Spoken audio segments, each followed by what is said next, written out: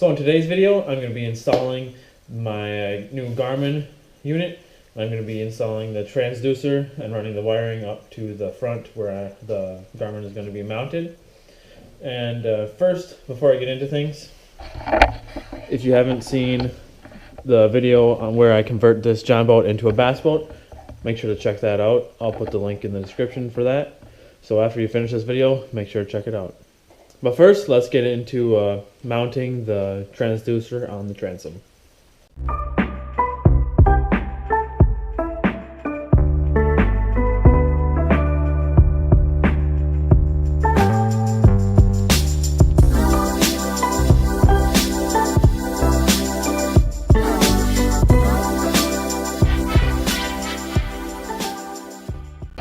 So instead of drilling holes into the transom, what I'm going to be doing is I'm going to be doing a no drill transom mount. So I have this 3/4 inch thick cutting board that I'm going to cut out, and then I'm going to glue onto the transom, and then I'm going to screw the mount into the cutting board like so.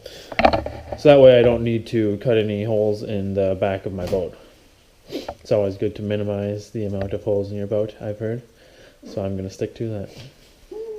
So I got it marked where I'm going to cut it. So now I'm just going to use a table saw and then a little bit of the jigsaw to cut out the size that I want.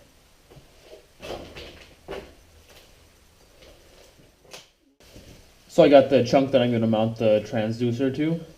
So next, I'm just going to take a sheet of sandpaper and just rub right where I'm going to mount it on both the boat along with the chunk of cutting board.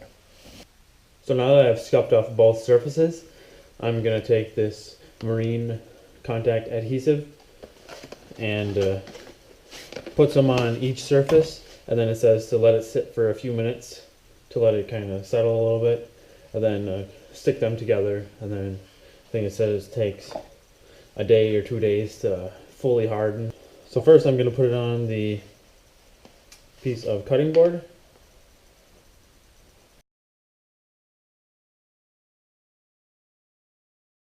And then onto the transom.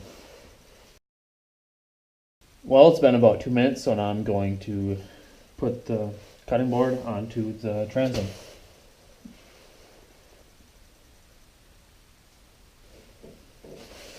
So now I'm just going to wait for it to harden, and then I'm going to screw in the transducer mounting plate onto it.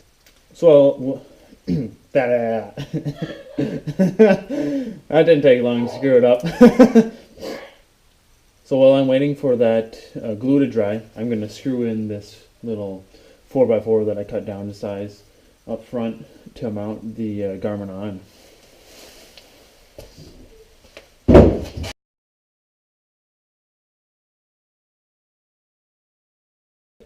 So there we go, got it all screwed in.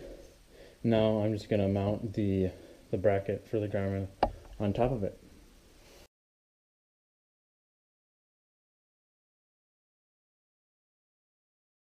So there we go.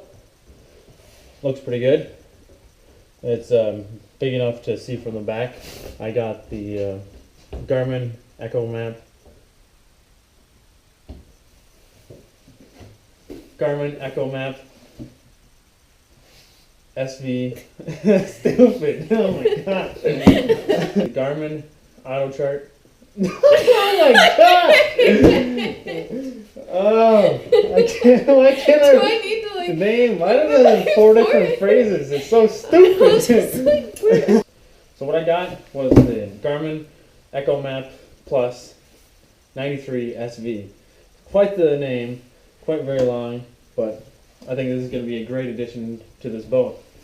It should produce a lot more catches. So now that I got the unit mounted, I'm just going to need to run the transducer wiring and hook it up to here along with the power supply. So to start off the wiring, I'm just going to feed it through a hole that I cut in the back deck here. Just lift up the carpet and just slide it right through.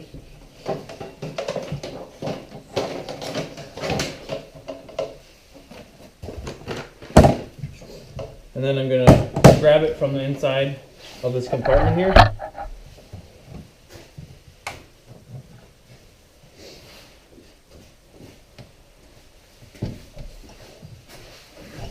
And then I'm gonna feed it along on the outside of the float. So to get it around the bench seat here, you're gonna need to have a bunch of pretty heavy wire and run it along through, and then hook the cord, and then you should be able to pull it right through.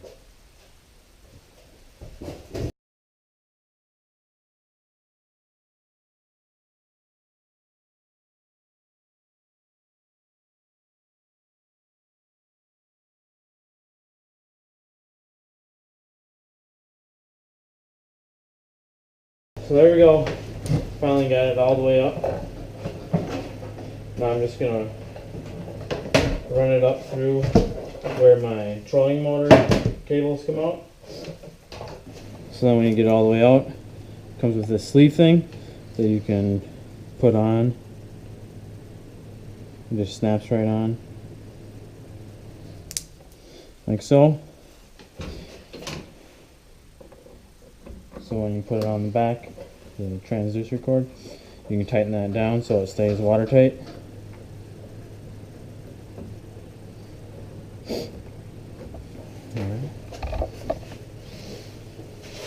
And then for the power supply, I just bought this extra little fish flasher battery. And it's nice because the Garmin comes with these little clips for the power supply. So I can just clip it right on this battery.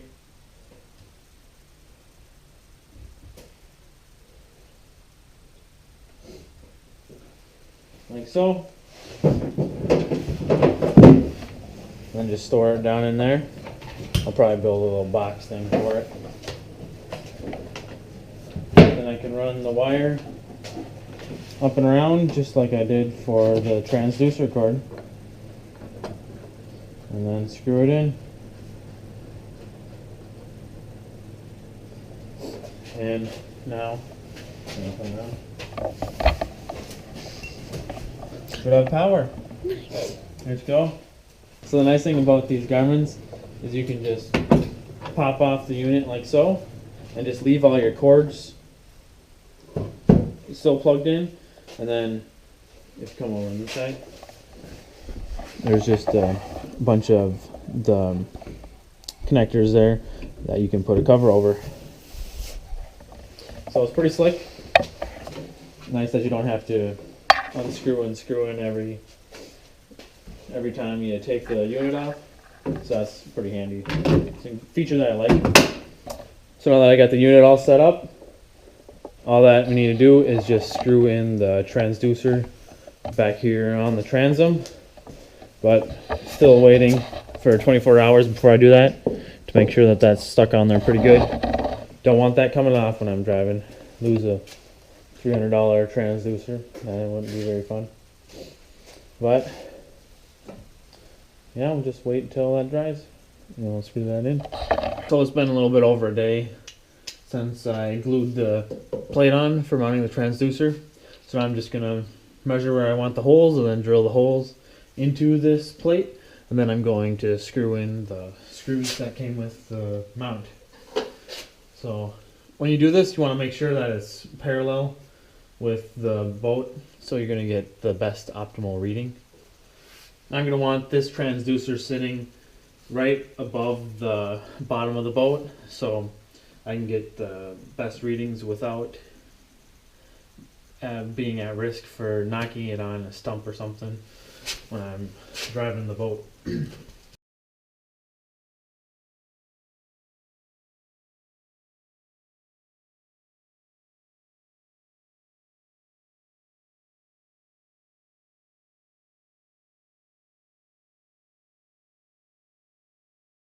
And you're going to want to make sure that the transducer is parallel to the bottom of the boat as well, so you'll get better readings.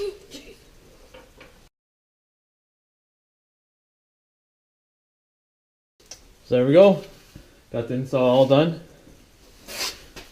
The transducer mount along with the bracketing for the front and the power source. So now just gotta wait for the ice to thaw, then we can test it out.